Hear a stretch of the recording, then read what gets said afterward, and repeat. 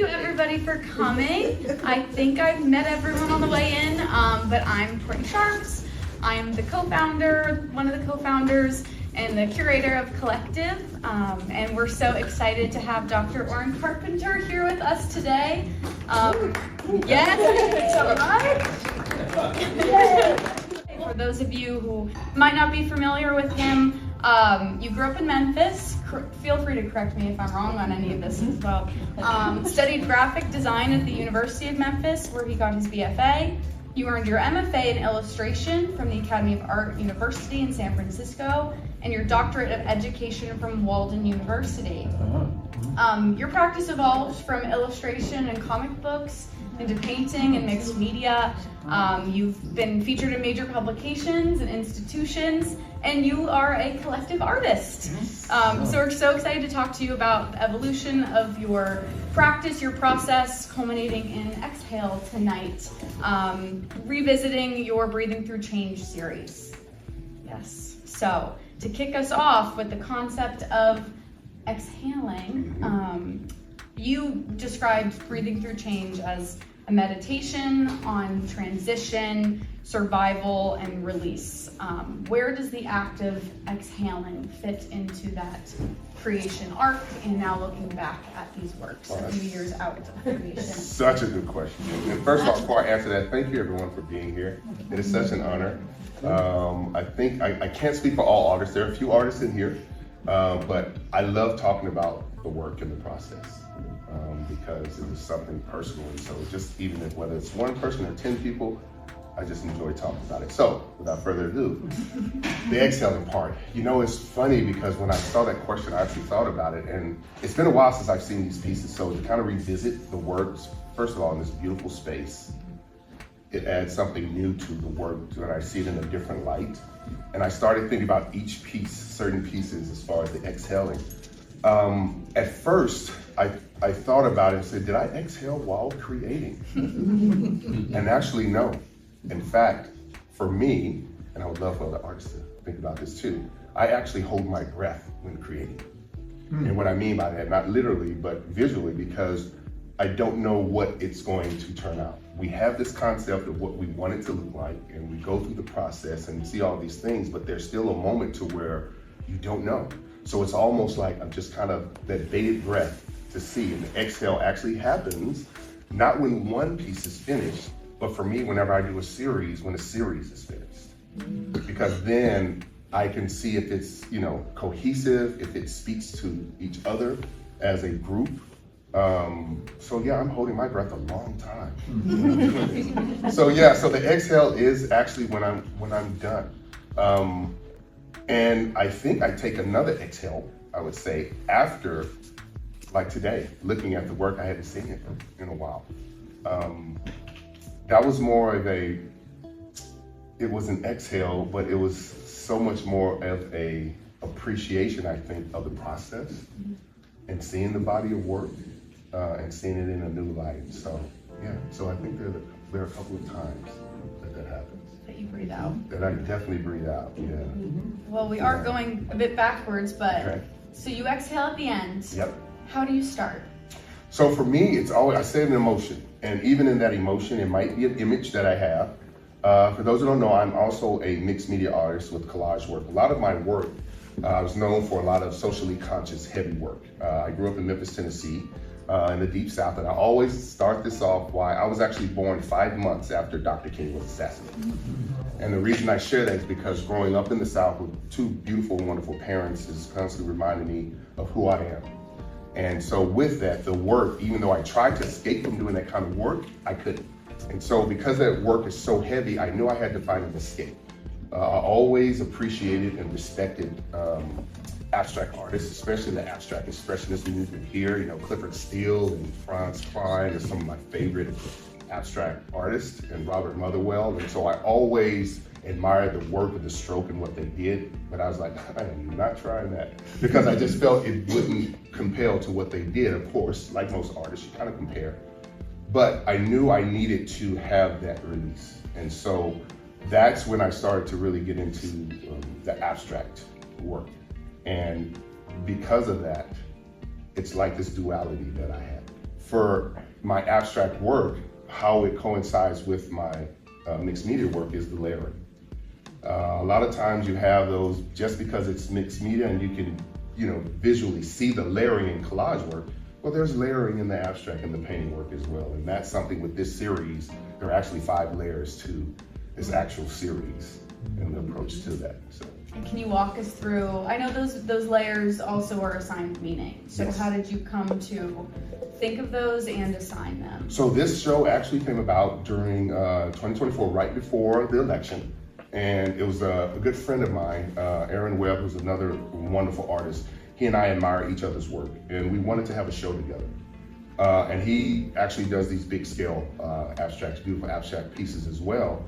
And we were just talking about, he's a former Navy veteran, and so we just talked about how we felt at that time the world was just ready to implode. It was a lot of things going on, regardless of the side, the political aspect of it seemed to overflow into everything that we had in society. And so he and I as artists always feel, he and I both feel as an artist, you need to tell a story. And so we wanted to kind of talk about where we were as a society. And so that's where Breathing Through Change came about. We both said, how do you deal with change? And first of all, you have to breathe through change. And so that was kind of the concept for this series. And with that, my approach to it was I thought about the layering and where we all are. I thought about the American dream, which is the first layer. All of these pieces, the first layer is these beautiful colors and beautiful portrayal of what abstract art should look like, where the colors are very vibrant, they're not pale or muted, to where they just come off the page. And then the second layer is what I call the dark wash. That's where reality kind of sets in, right? This great, beautiful American dream that we think and have, all of a sudden reality sets in, and then there's this dark despair that kind of comes over it. And so what I would do is, for those who don't know, all of my works are acrylics. It's no oils, it's all acrylics. And so once I lay the first layer down, I then come with latex work. I actually use latex paints that you buy at Friedman's or Home Depot because of the viscosity in those. And so I would actually do a nice layering over that in black. I remember the first time I did that, I think my wife came in and had this look like, and so that was that process, because now I'm putting this wash of reality over the hopes and the dreams that many may have. And so in doing that, it then kind of muted the painting. And then the third step was where the actual aerosol and graffiti work came from. As a kid, I did some graffiti work. It was legal.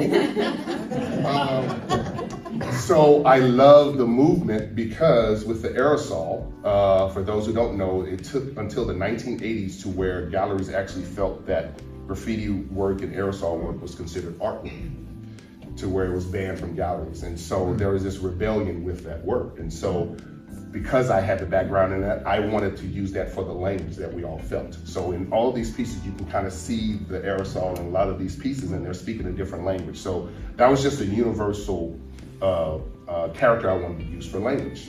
So that was the third layer. So after that layer, if you notice some of these paintings, especially this one, which is called Contemplative Prayer, it's on this back wall here. Some of these paintings you see more drips than others, and the drips are actually tears.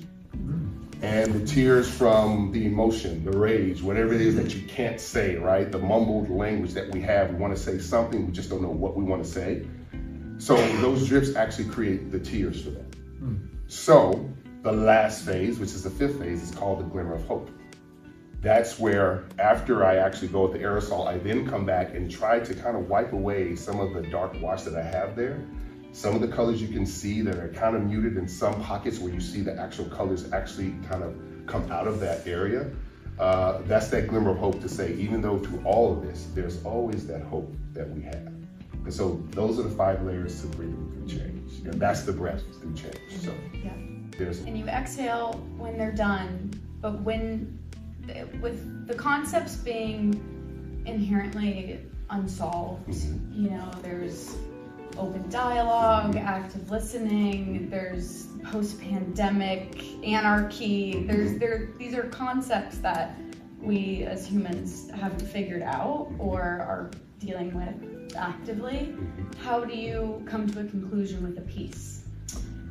That's not a good question. And I think the beauty of it is, I think as an artist now, I'm at a point to where, as an artist, you always want to get to a point where you know when to start and stop. That's always the hardest thing, of knowing when to kind of stop on a piece, even if it's taking a break for a moment to come back. Because all of these pieces, each layer the minimum was a week for each layer. Whenever I put it on there, I want to sit with it for a while, because I don't want to rush. I want to make sure that it's speaking to the direction that I want to go. And then finally, in that fifth layer, usually when that fifth layer comes, I know this sounds cliche, but it's just one of those where I kind of know when I'm done. You feel it. It is a feeling. And I think it's a feeling because you've worked with it so long, you understand where you're trying to go with the piece, till you finally get to a point to where you actually understand where you and the canvas and the paint are actually having this conversation, and you kind of know. Yeah. We spoke a little bit about Memphis. When I look at these, I wonder where your history in Memphis influences this and your present day in the Bay Area. Well, it's funny, they actually coincide, because what I loved about the Bay Area was the funk art movement. And when people hear that, they actually think more of the sculptors, because there's more 3D. You think of Ron Arneson, and you think of a lot of the 3D artists. You had Roy DeForest, who, of course, some of you might be familiar with, Blue Dog. That work, what I loved about it was more so the spirit of the funk art movement. It was this rebellion, right? It was this, we're not going to fit into a certain mold, and how we're going to do it, because when you don't fit into a mold, you always think of rebellion. To where the funk art movement, that wasn't what it was about, which I loved. It was like, we're going to do it our way. And so even thinking about some of the work in Memphis, it was a little different work. I had a mentor there named George Hunt, who passed away, and he was the one who actually introduced me to colors and palettes, and making your own colors and making your own palettes. And so I think what coincides is, when you think of the funk art movement, there's a lot of, the work is very vibrant. The colors that they use was very vibrant. So that's why I felt that there was this kind of union between the two. So it was more of, when I came here, I just was able to expand and expound on what I learned in Memphis here, because of that coinciding of that aspect. So it allowed me to experiment more, to be more comfortable in that as well, and feel at home. That was the other thing. I felt my work was at home here with that. Yeah. I love, personally, Peter Volkus, just doing things that people didn't once say was art. Like, there is a rebellion in that, but there's also, at the same time, there's a sense of community here. And a beauty in that too, in that diversity too, because they also did the found objects, right? They took that to kind of create these art pieces with. So yeah, totally agree. And you had said to us off book here, that you complete the work when it stops resisting you. Looking at the works now, it's been a few years. Do you remember what it felt like creating these pieces, and what is your relationship to them today? Oh, yes. When I talk about resistance, I'm trying to think, what piece? This one.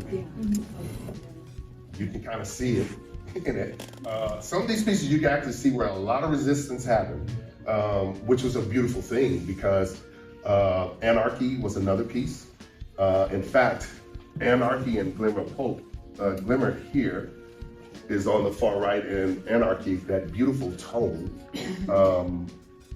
that I didn't want that at first. So this is where the painting actually won.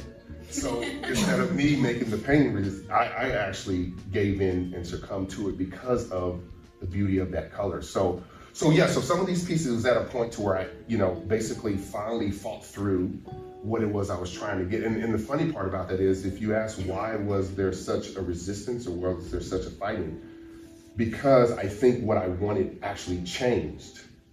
And that was rare for me in this series. I usually allow the work to kind of guide me and be spontaneous, but there's still moments to where, even in my mind, I kind of understand the concept, and even though it's not as detailed or what I want to go, we're still kind of in the ballpark, right? And so for some of those pieces, that wasn't the case. So it was more of a exploration, which was actually beautiful too, because things kind of came out not that I expected, which made that piece still, more better. Contemplative Prayer is another piece that was the case. And this is why some of these pieces are some of my favorite, is because they kind of resisted me. Well, those were my questions for you. So if Okay. you're comfortable and if anyone in the crowd has any questions, we just wanted to open it up before we transition to our activity, which we'll get to, that plays on the layering aspect. Did anybody have any thoughts, comments, concerns? I'm a little curious about titling your works. When, I would guess you title them at the end, or you have maybe you have this concept that you're trying to get across. I'm just curious when you do that. It's both and. Both. Both and. For certain series, a lot of my series, I go in now, and now that I'm doing more series, when I research the series, I get that feeling, and then I start thinking about it. I think about some of the titles with that. For instance, post-pandemic, that was part of my Quarantine State of Mind series. And I thought about a lot of the terms that we heard, a lot of the terms that we use, and hearing those terms, that's when emotions came up for me. Like, when I heard that, what did that mean to me? Like the first piece when you walk in the back is called a new normal. That was the one term I hated hearing. I think a lot of us did during the pandemic. It's the new normal. And I said, what does that look like? You know, so it's both and, you know, some pieces I just allow, because when I work with my pieces, I actually work multiple pieces at once. And the reason being is because, again, that cohesiveness with the paint. Because it's acrylic paint, I make my own colors. Even though I've been doing it for a while, there are times where I was like, oh, I ran out of color. And acrylic is one of the hardest colors to try to re-emulate that color, even though I can, because I've done it for a while, but it's challenging to do that. So you want to make sure you have enough colors, especially if you're doing a series. So I would do multiple pieces with that. And some of the pieces that I'm working on, I might have a title for the first piece. But then if I continue with two other pieces, I don't really know. So I then allow them to kind of build. I definitely keep them in the family of the series and the titles. But yeah, there are times when I allow the piece to actually name itself. Yeah. Did you, I'll ask about middle finger back here. Oh yeah, I knew the name of that one. You fixed the canvas. I did the canvas. Well, it's funny because I didn't. It was a canvas I never worked on. And so I just wanted to experiment with that canvas to actually see, because it's so limited for the side, especially getting into these pieces. When I paint these pieces, it has to be full body with large canvas. You actually have to kind of dance with the work, not to sound cliche. And so for this, because it's so tiny, it kind of restricted kind of movement. And so it was a duality to the title. It was middle finger to basically what we're dealing with, and middle finger to this canvas because it really causes some problems. So yes, so it was a dual meaning to that one. So yeah.